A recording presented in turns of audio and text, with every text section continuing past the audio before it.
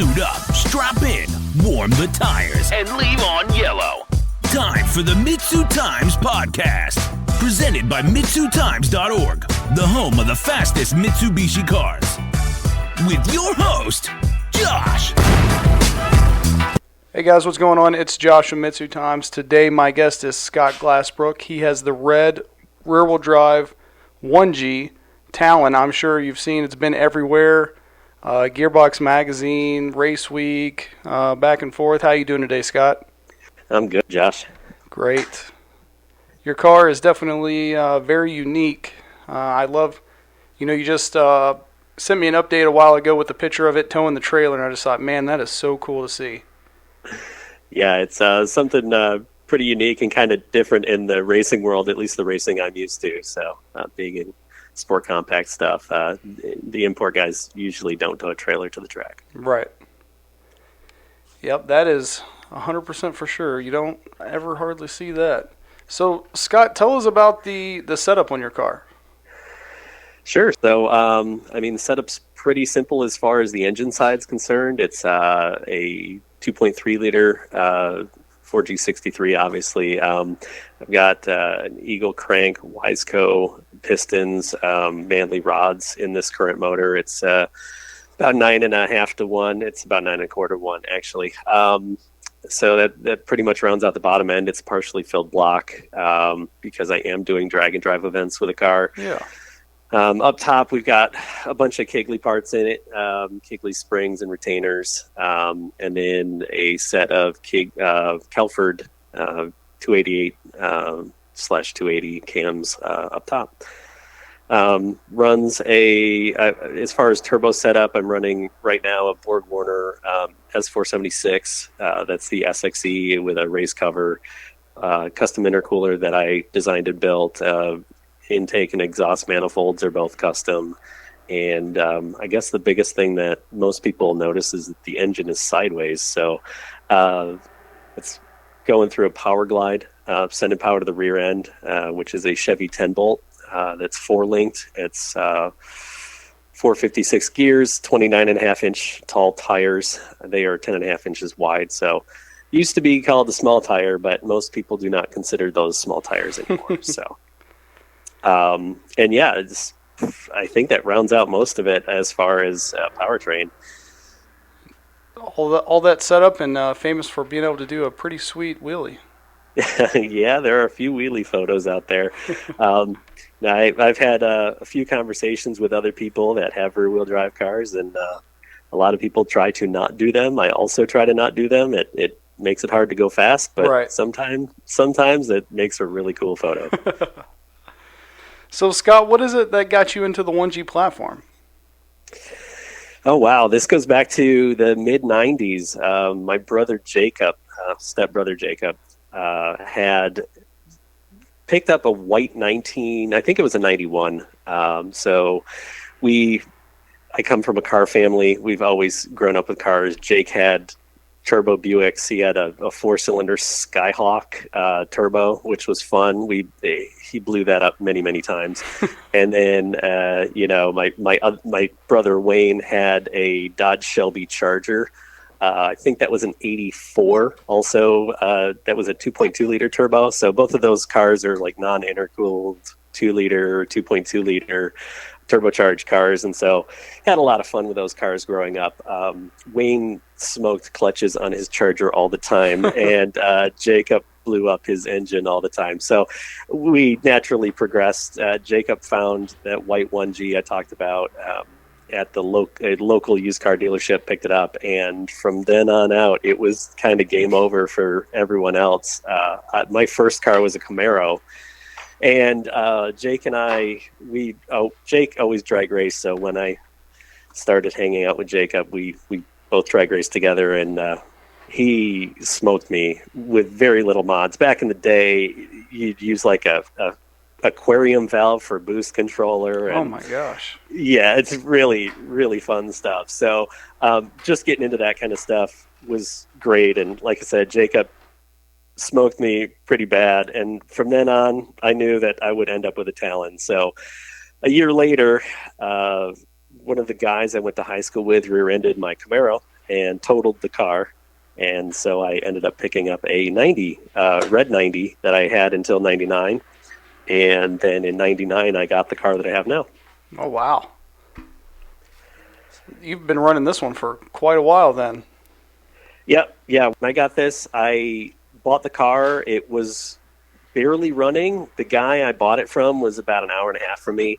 He basically said, all 4 tires are flat, and I don't know what's wrong with the battery. Turns out the tires were just really old, so I got those swapped out. I actually borrowed a set of tires from a friend to get the car home.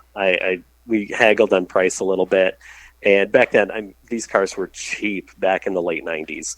So I haggled with the guy a little bit, and I'm like, I don't want to insult you or anything, but can I bring an alternator and a battery and tires and just drive it home? He's like, I don't think you'll be able to do that, but go ahead, do whatever you want.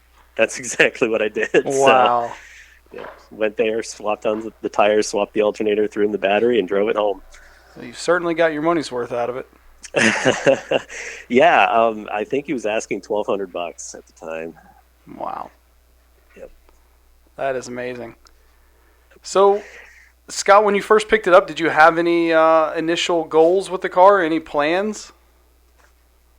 Well, my previous car, I had run, basically started drag racing it right off the bat. Okay. I got the car, and first trip to the track ran like a 14.8, and these cars were supposed to run 14.5 stock. So that car had a lot of miles on it. It had like 160,000 miles at the time, and so it ended up needing. It had like a broken balance shaft belt, and so there were a lot of things that needed to be done with the car. So I basically just incrementally chipped away at that. I put an exhaust on it, then I put an AFC, and at the time it had like 5 knobs that you would change RPM. So it would let you change fueling via RPM, and that was the only adjustment. And then I put a 16G on the car, ran 1290 the first time out on the 16G. I keep saying the wrong turbo. And it was just a small 16G, no big deal. Right. And I got that car down into the low 12s. Wow. And then, that was in 99. And then the end of 99, like I said, I got this car to replace that car. And at that point in time, I just refreshed the motor. I had just ended up working through, like I said, I ran low 12s with that, and we had a really big community here in Michigan, a lot of DSMers with Michigan Club DSM, and so we were pretty active, and there were a few other guys who were, pretty close running low 12s. Mark Hessler had a black 92. Actually, at the time, he may have had a white 91, but we had basically someone at the track every weekend. So you saw the people around you, and you saw everyone getting faster, and you wanted in on it. So I thankfully with this car, I got to swap over a lot of the parts from the other car, and so dropped the motor in. I part of the reason when I got this car, I knew I was pulling that motor out, which is why I didn't really care about driving it home. Yeah. It was really no big deal, though. Like, I pulled the motor out. I actually sold the motor to Kevin Kwiatkowski. Oh, wow. Because I didn't have a use for it at the time. So I dropped my motor in, and I think the first trip to the track, it was like mid-12s. I think it was 1260 or something like that. And it was just like a 16G front mount. I actually it still had a stock fuel pump in it. So it was out of fuel pump really hard at the track. So did that, and then just, again, incrementally got faster and faster, swapped in new fuel pump, bigger injectors, and, just kept going. Ended up throwing a red on the car, which back then it was like a journal bearing. That was the biggest stock frame turbo you could bolt to a DSM at the time, and ended up running down. So this was probably 2 years ahead now. It was probably 2001 and 2002 in there, and ended up dynoing like 490 horsepower to the wheels, and ended up running like low 11s with that turbo. Never did break into the 10s with it. It's okay though. And at the time, my biggest issue was transmission. So it was drivetrain stuff. I could never get that. It was right as Magnus was coming out with the dog box gear set, and it was definitely out of my price range. I was kind of I was just a broke kid who I had a tech job, worked as a software developer, and spent all my money on my race car and moving out of my parents' house at the time. So, just wanted to go fast. Yeah, and I say race car, but it was my daily driver too. So I had to make sure that it worked Monday morning.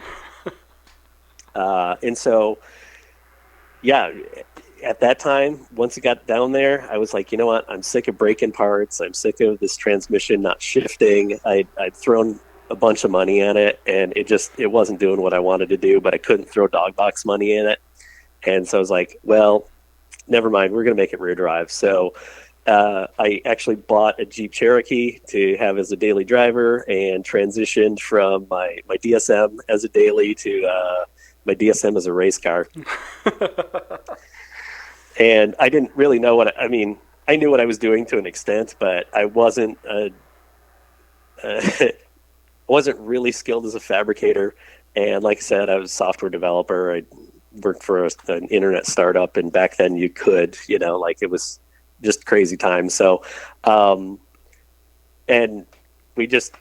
my friend Rick said, well, you can borrow my garage if you want. And so in 2004, I think, we threw it up on jack stands and cut the floor out and back half the car and put an 850 cage in it and went from there. Heck yeah. Yep. So that actually took. Go ahead. No, I was just going to say that. I mean, that's obviously a big motivation to swap to rear drive. I'm assuming that's probably the same for most rear drive DSMs out there. Is just tired of breaking drivetrain parts. Yeah, well, I think they're probably that's definitely one of them. Although nowadays, I'm not sure of anyone who's building a rear wheel drive who doesn't really just want a race car. You know what I mean? Like, yeah, that's true. Yeah, at the time, I had a delusion that this would be streetable, and it quickly spiraled into, no, it's full-on race car. And then, fast forward many years, here we are in 2022, but back in 2020, I decided that we were going to make this car street enough to run drag week with. And obviously for 2020, drag week was canceled. And so 2021, we ended up driving this car 1,175 miles on drag week. That's so awesome. And then this year we drove about 980, I think. So a little bit shorter route, but did drag week again. Come full circle. Yeah, absolutely. So obviously, Scott, there's it's not easy to rear drive swap a 1G DSM. What roadblocks and struggles did you come to when you were trying to do this swap? So I think the biggest struggle that I had was money. I mean, I really wanted to do this with the budget that I had, which was non-existent. At the time, I was 24. Like I said, I spent all my money on my race car and apartment living. So, I also did not. I knew that I had enough practical knowledge to fabricate some stuff, but I definitely felt a little bit out of my depth. So I think the biggest thing about that, or the biggest challenge, was just like biting the bullet and being like, all right, well, either I'm going to make a piece of scrap, like I'm going to have to throw the car away, or we'll make it into something that runs. Right. So yeah, I think that was probably the biggest hurdle, is to get over myself and just be like, all right, well, no, I'll figure this out. I can do this. That's awesome. Love that. Got to have a big pile of determination to get something like this job done. Oh yeah. I mean, I keep saying we, and I say we because I've had a couple friends. I mentioned Rick.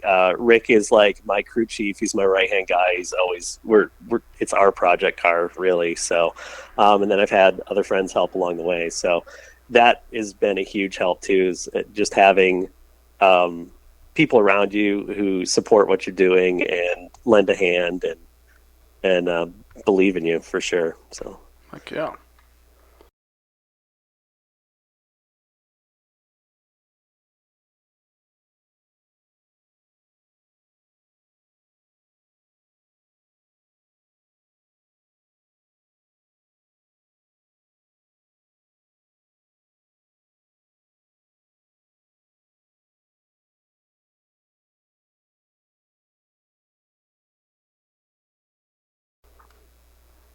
So, Scott, do you think, looking back all those years, you would still go through with the rear drive swap? yeah, absolutely. I mean, I think at the end of the day, I absolutely adore, like, my car is exactly what I want. Even though it's not perfect, there are obviously things I want to change on it. There are things I want to do a little bit differently, but I made everything that it is, and like I said, with help of friends and stuff, but it is, uh, it's my creature. It's my Frankenstein, you know? Heck yeah. I guess that's Frankenstein's monster is what it is. Yeah. So, Scott, you've had tons of setups over all these years. I can't even imagine what the original setup was back in 2004, probably a SAFC or AM version 1 for, the technology that was available back then. But of all the setups that you've had, have you had any that you would consider your favorite setup? Oh, yeah. I mean, back in 2004, I had just ditched the 5-knob AFC for like a MAF translator type thing. It was, like a GM style. It actually was a Ford style MAF. And yeah, that thing, there was virtually no adjustability. So I will say, as far as tunability, I actually currently have a Haltech on the car. It's an old Platinum Sport. I say old. It's, it was new at one point in time. We've been able to do a ton of stuff with the car with the Platinum Sport, which has given me it's like the right balance of simplicity along with flexibility. And so we've gone a long way with this Platinum Sport. We've had it for about 10 or 12 years in the car. And so I would say that this is my favorite configuration as far as tunability and as far as setup. I am actually, in my hands in the garage, I've got an Elite 2500 to throw in the car. That was kind of in the plans for this year, but didn't happen due to time constraints. And so over the winter, we're making some changes and hopefully be back out in the spring with the Elite in the car. Heck yeah. I feel like with all this Nexus stuff coming out, by the time I get fully integrated into the Elite, they're going to look at me like they look at people running Platinums now. Yeah, it's likely. When the car first came out as rear drive, it was 2008, and I actually had an Elite. A Haltech E6 in the car, which in 2008 was ancient. So that's exactly what they're going to look at me like by the time I get. I mean, even still, I get funny looks with the Platinum Sport in the car. People are like, sure. That's really old. Like, yeah, it wasn't when I put it in. So it was new technology then. It was new, yeah. So, Scott, thinking back, what setup was it that broke your car into the nines? It was kind of the first revision as rear-wheel drive, so I think it was 2009. Pretty quick off the bat. So 2008, got the car up and running and had gotten everything squared away with it to make some shakedown passes. We went to Pink's in Norwalk, actually, and then did the shootout. And I believe that, actually, I bet that's when I ran nines. It sounds terrible. I don't remember which year I ran nines, but it was either 2008 or 2009.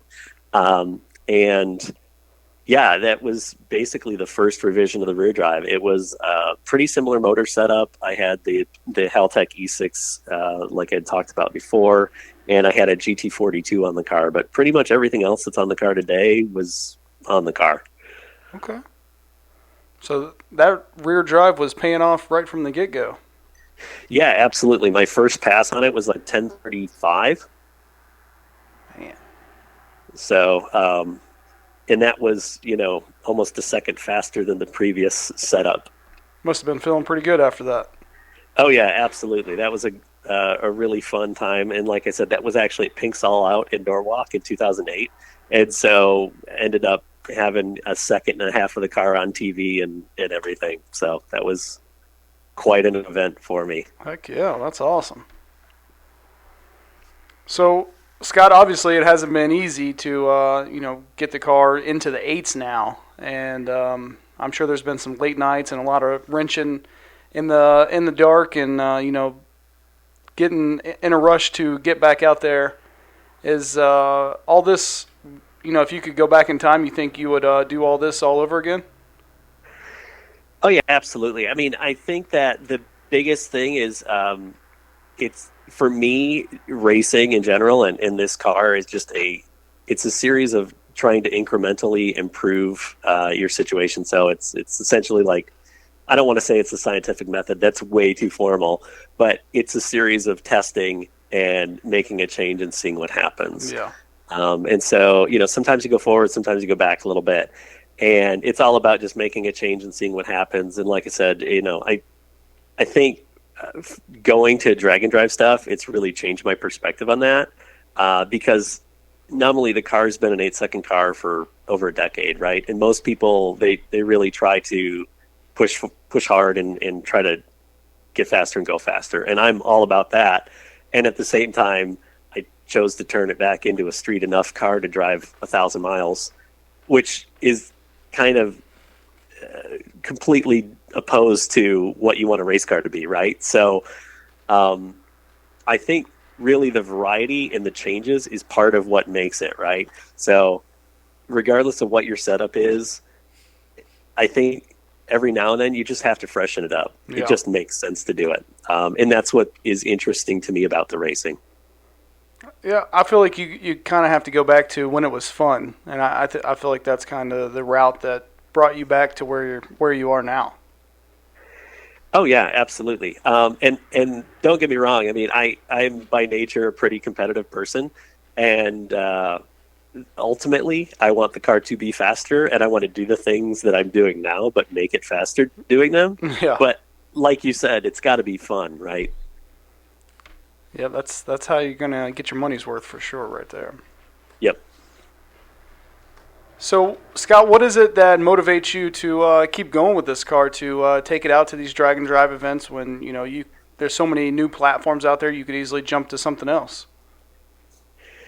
So for me, I mean, especially with the community, the DSM community, and then the drag and drive community, they're kind of two different communities for the most part.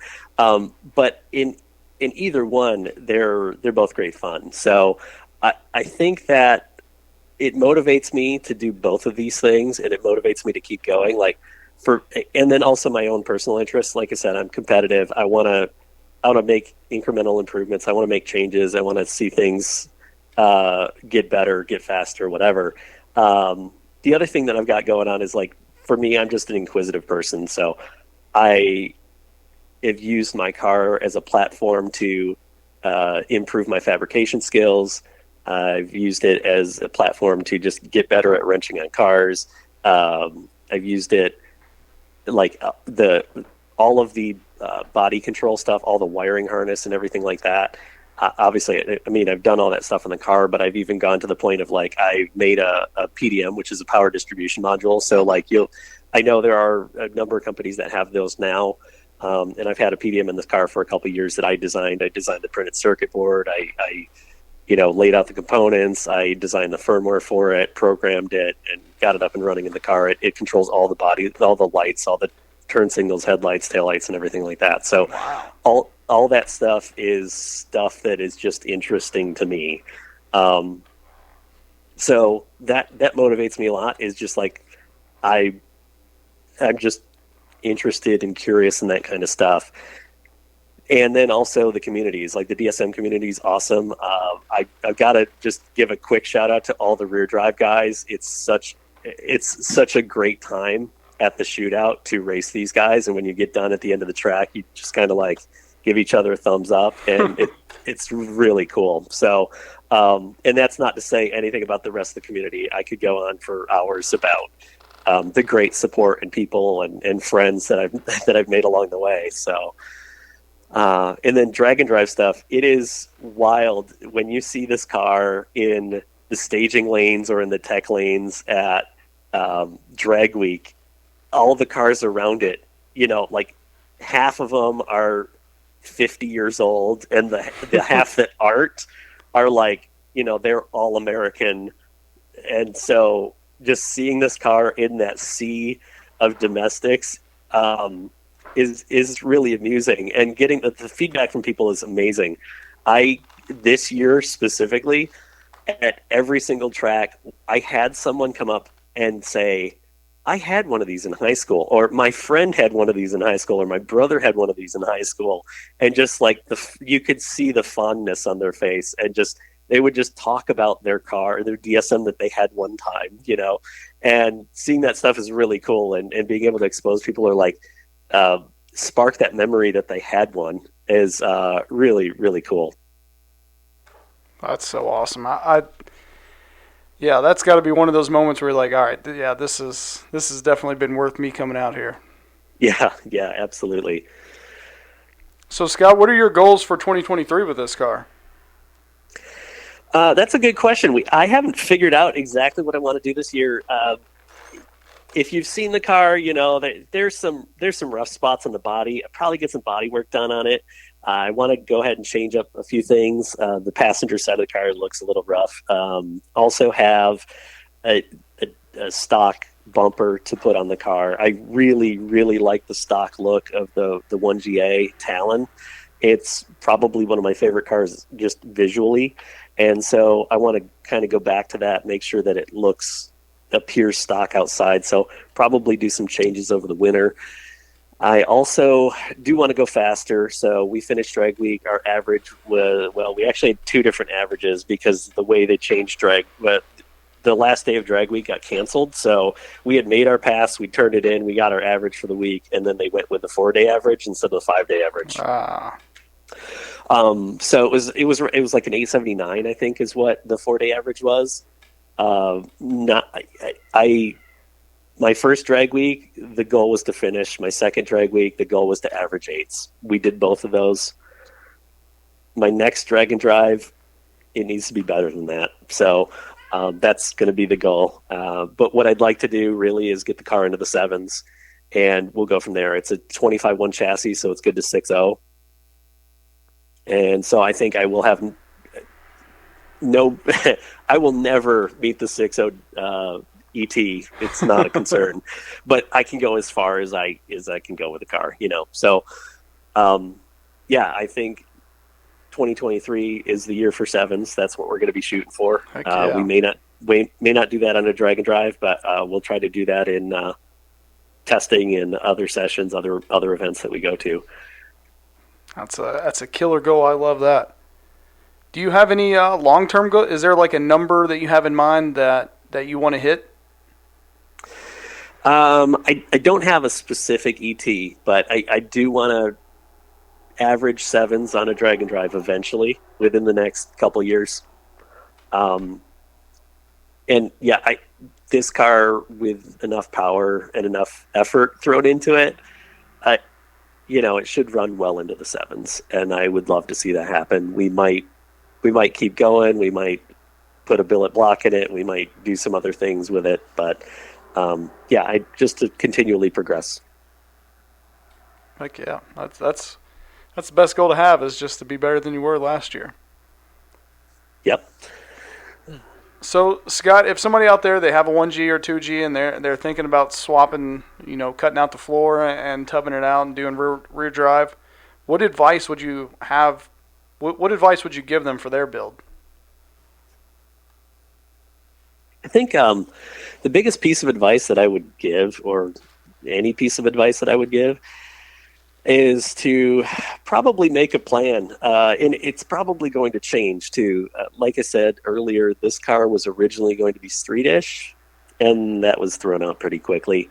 And with me throwing that out, the budget was also thrown out pretty quickly. I think my original goal was to spend $7,000 to $8,000 to turn this into a rear drive car. I spent a little more than that. So I would say if you if you know you want to cut your car up and you know you want to rear drive, there's no shame in asking for help. I'll just say it that way. But yeah, I'm all for it. I think you end up with a really interesting car. For sure. You end up with great stories, and if you do it all yourself, or even if you call in some help and have some experts work on it, you still build a badass car. Definitely something that's going to catch people's eye. Yeah, for sure. You get a lot of looks. So, Scott, are there any events in 2023 that we can come out and see your car in action? Yeah, for sure. We're still trying to figure out what the landscape looks for drag and drive events. It's really changed in the last year, and I say that because there's so many more events. So 2023, there's like an event up in Wisconsin. There's an event. We still don't know where Drag Week is. There's Sick Week. There are all sorts of drag and drive events. Chances are good we're going to be at one of them. We shot for 2 in 2022, but 2 didn't happen. So the plan is we'll do a drag and drive with this car. It's likely going to be Drag Week. It might be one of the other events, though. I'm not really sure yet. But it'll be, middle of the year, between June and September, somewhere in there. Otherwise, we'd like to make it a shootout. I've opted to not go to the last couple shootouts with the car for different reasons. 2 years ago, Drag Week was a week after, or 2 weeks after. So if we'd broken the car, it wouldn't have worked out very well.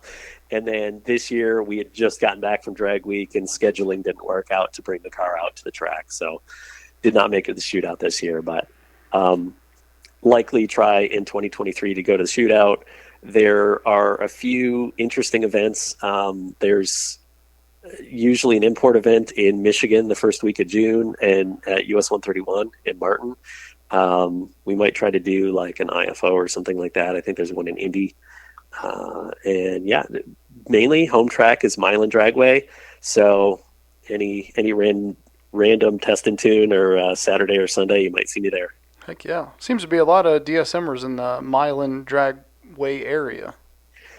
Yeah, like I said, we're really fortunate. There are a lot of DSMers in Michigan still. There are a lot of old school DSMers. There are a lot of newer DSMers. And yeah, we're in a really good spot in the country between Kigley and Warren, and there's guys on the west coast of the state.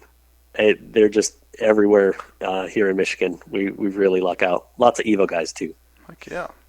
Love that.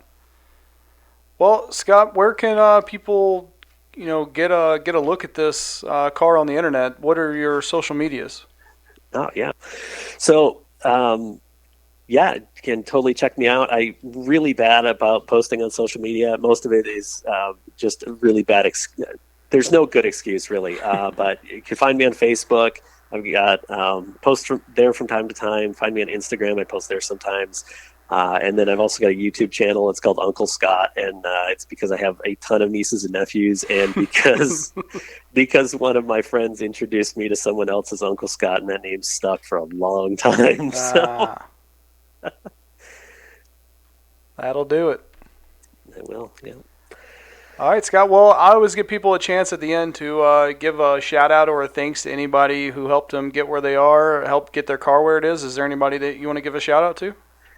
Yeah, for sure. I think the biggest shout-out is going to be to Rick, obviously. Like I said, he's been a rock in my race program and helping me get this car and just being a part of it. So thanks, Rick. That's really cool. We've been friends since I was like in middle school. So I'd also like to give a shout out, obviously, to Kevin and Aaron at Kigley Racing. They are just like awesome partners. They've been sponsoring my car for a long time.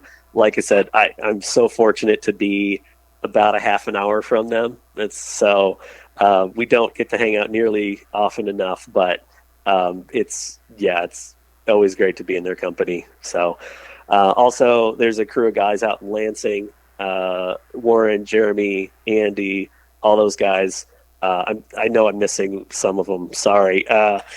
They're still driving the sport forward here in Michigan, and it's great to see. Also, this is kind of totally out of the blue, but the newer DSMers coming in, it is great to see you. Hopefully you pick up where we left off and make some great cars. I've got a young man, Logan, who just picked up a 98 GSX this year, and he's been making changes to it, getting it updated, and so it's really exciting to see. It's my girlfriend's son, so heck yeah. I think I've probably tainted him. Like, I don't think he wanted a DSM until he started hanging out with me, but it's really cool. And he's actually been hanging out with Kevin and Aaron's son, Tyler, who also has a DSM. And so at the shootout, I don't know, I got some sand in my eye or something. I don't know how it happened, but they were working together all weekend, working on a go-kart. But it was awesome to see these two young men taking a passion for motorsport and playing all week. So to the young guys out there, young girls out there, keep doing what you do. At some point in time, like, it'll really, really fulfill you. It's really great. And it's great to see that, and great to see new people coming into the scene. Definitely. Well, Scott, it's been an absolute pleasure, and I hope to see you at some of these events this year, and we can keep doing this, and hopefully we get you into the sevens. I hope so too. Thanks, Josh. Absolutely. Thanks for having me. Absolutely. Thank you so much for coming on. Yep. Have a good one. You too. Thank you for listening to the MitsuTimes podcast. Check out our Instagram and Facebook for daily updates. Get added to our list by going to MitsuTimes.org and clicking Submit a Slip. Thank you to all of our sponsors.